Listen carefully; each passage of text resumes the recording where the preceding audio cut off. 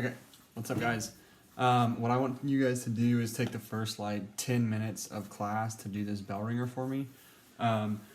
So number one, you need to draw the Lewis dot structure for SO3 2 negative. So if we're looking here, this molecule, this is a polyatomic ion, so it has a charge of 2 negative. It has a 2 negative charge.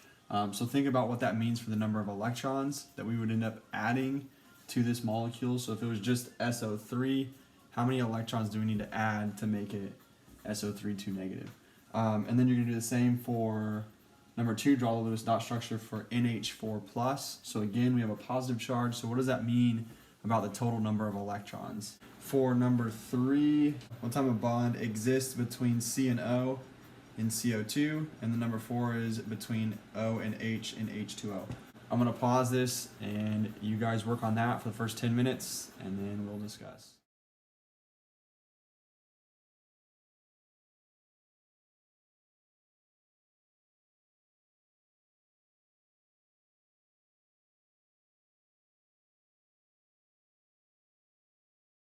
Okay, so for our bell ringer, we're gonna start off with number one, drawing the Lewis dot structure for SO3 2 negative. So right off the bat, the first thing I wanna do is determine which one's gonna be my central atom. So sulfur here has the lower number of atoms. I'm gonna assume it's gonna be my central atom. So I'm gonna go ahead and draw my sulfur atom. And then I'm gonna go ahead and draw my 3 oxygen atoms. Now what I'm going to do is I'm going to add the valence electrons for each of these. So sulfur and oxygen, they're both in the group 6A, so they're all of these atoms are going to have 6 valence electrons. So now that I have them drawn here, what I'm going to have to do is I'm going to have to kind of finagle these electrons around to make this work. So one thing that I do want to remember is I do have this negative charge here. So since it's -2 or 2 negative charge, I'm going to be adding 2 electrons to this Lewis dot structure. Let's see if we can figure out something that might make sense in order to get all of these atoms to have 8 valence electrons. Right off the bat, I'm going to do the easiest thing, and that's just covalently bonding these 2 oxygens to my sulfur. So now that these are sharing these electrons here, I'm going to go ahead and make those covalent bonds. So then this last oxygen, what I can do here is I can go ahead and get creative with these electrons. So I'm going to actually move this electron, these 2, so that they're paired up, and then sulfur is going to contribute both of these electrons here for this covalent bond with oxygen.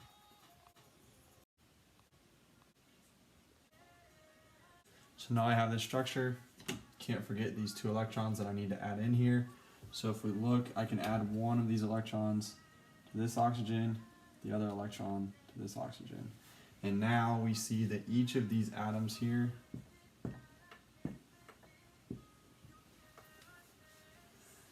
has 8 valence electrons, so it satisfies that octet rule.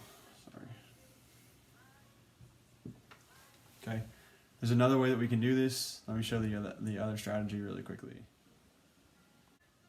So I already have my atoms here.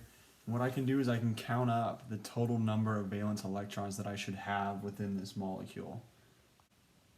So sulfur should have 6 plus each of our oxygens, or simply 6 times 3 since there's 3 oxygens, which gives me a total of 18 valence electrons for my 3 oxygens. We can't forget about this 2 negative charge, which is going to give us an extra 2 electrons. So we're going to add 2 to our total, which gives us a total of 26 valence electrons that we're going to end up filling in here on our molecule. So what I'm going to end up doing first is I know that these are going to have at least one bond between them, so I'm going to go ahead and fill in my single covalent bonds. So for those single covalent bonds, I'm using 2, 4, 6 of my valence electrons. So my total that I can use now goes down to 20. So I have 20 electrons that I have left. So I'm just going to go ahead and start filling in these octets, starting with my sulfur. And I'm going to continue on to each of my oxygens.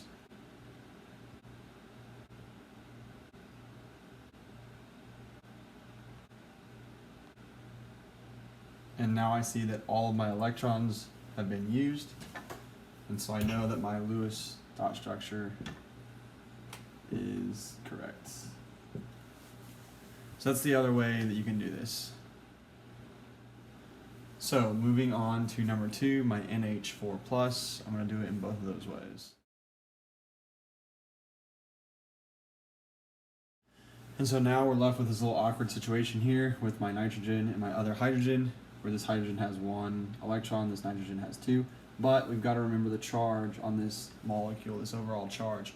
So positive charge means that we're losing an electron. Electrons have a negative charge, so if we take away an electron, we give it a part of the positive charge. So I can go ahead and take away this electron, and now we're going to end up forming a covalent bond here, as nitrogen ends up sharing both of these electrons with hydrogen. And then we make sure to add in that positive charge because we did take an electron away. So you can do it that way.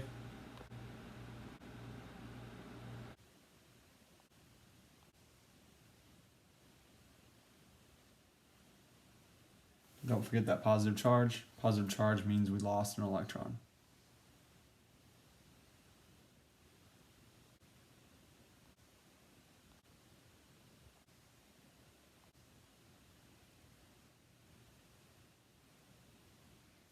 Okay, so moving on to number 3 and number 4. Both of these are going to have polar covalent bonds. So this actually leads me into what I want to talk about today, and that's going to be about polar molecules as well as intermolecular forces. So even though that both of these molecules, CO2 and H2O, contain polar covalent bonds, only one of these is a polar molecule. So again, we've got to think about these bonds between carbon and oxygen, and my hydrogen and my oxygen.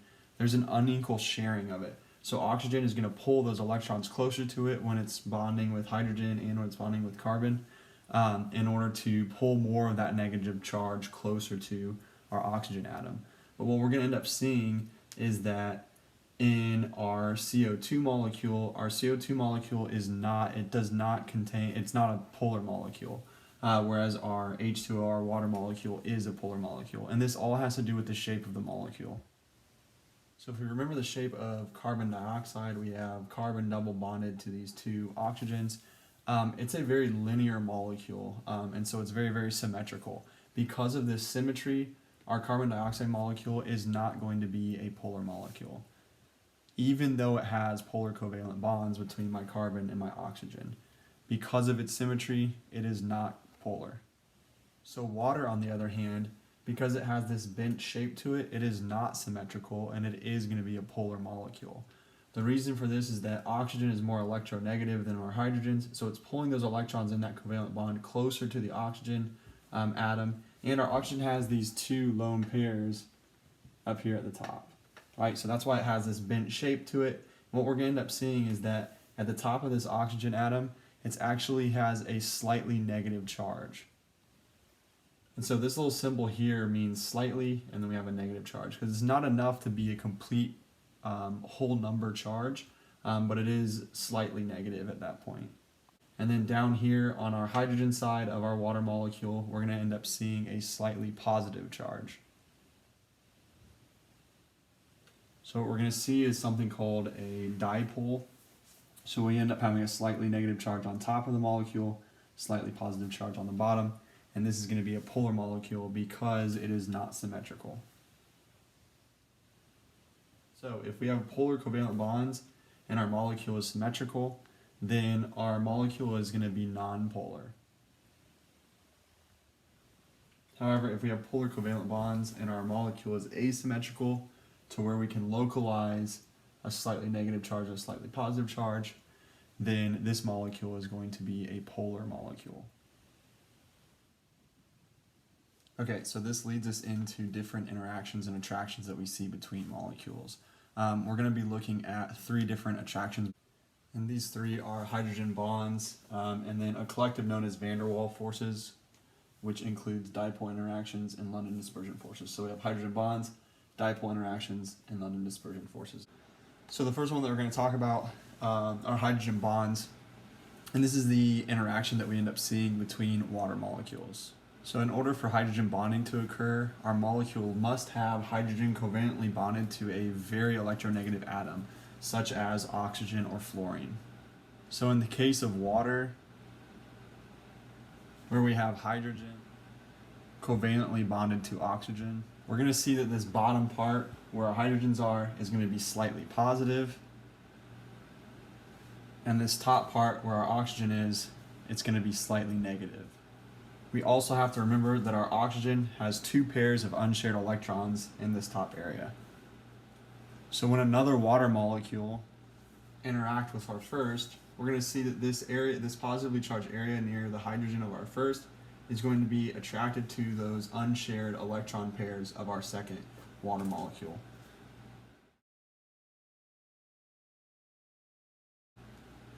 Forming a hydrogen bond.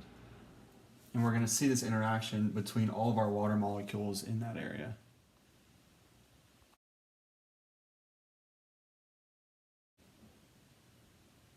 And that is hydrogen bonding. So out of the 3 intermolecular interactions, hydrogen bonding is going to be the strongest. So after hydrogen bonding, we have our 2 van der Waals forces, which includes dipole interactions and London dispersion forces. Of these 2 van der Waals forces, the strongest interaction are going to be our dipole interactions. These interactions occur between polar molecules and are the result of the positively charged region of a polar molecule being attracted to the negatively charged region of another polar molecule.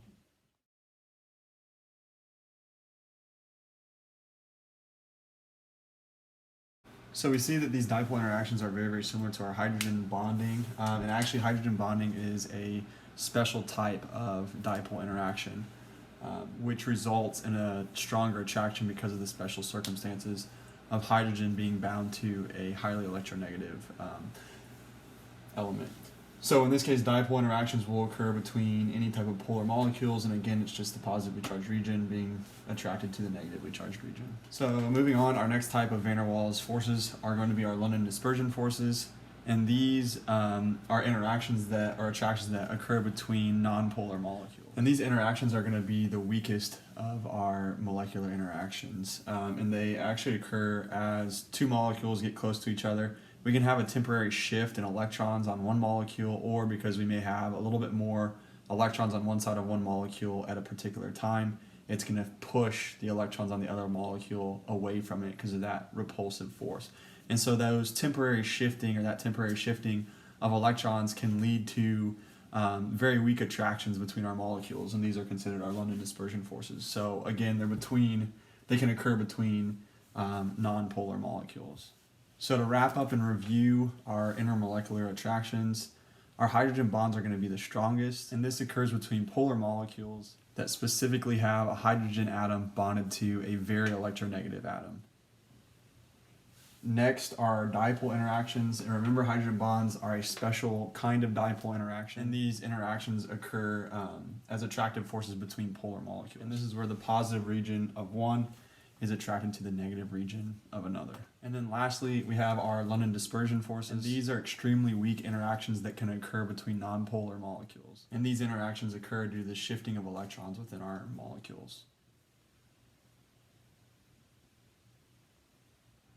Okay, so what I want you guys to do now for practice, for each of these examples here, you need to tell me the type of bond that's going to exist between these 2 elements, whether it's going to be polar covalent or nonpolar covalent. Then tell me whether this molecule is polar or nonpolar based off of its symmetry or molecular shape. And then once you determine whether the molecule is polar or nonpolar, tell me what type of intermolecular attraction you would expect to see, whether it is hydrogen bonding, dipole interactions, or dispersion forces. So again, we would be talking about intermolecular attractions. If I took 2 carbon monoxide molecules, what kind of attraction would I see between those 2 carbon monoxide molecules? If I took 2 hydrogen fluorides, what kind of attraction would I see? If you need to do this for all 6 of them. If you get stuck on number 6, I want you guys to try it. It is a little bit difficult. Notice I have drawn the Lewis structures for you for each of these molecules, so go ahead and use that to help you out on this practice. But again, number 6 is fairly difficult. So if you're not able to, if you don't get it right, don't worry too much about it. But I do want you to try it. So you can go ahead and add this practice to your bell ringer, and then once you're finished with it, you need to turn both the bell ringer and this practice in for credit. Let me know if y'all have any questions.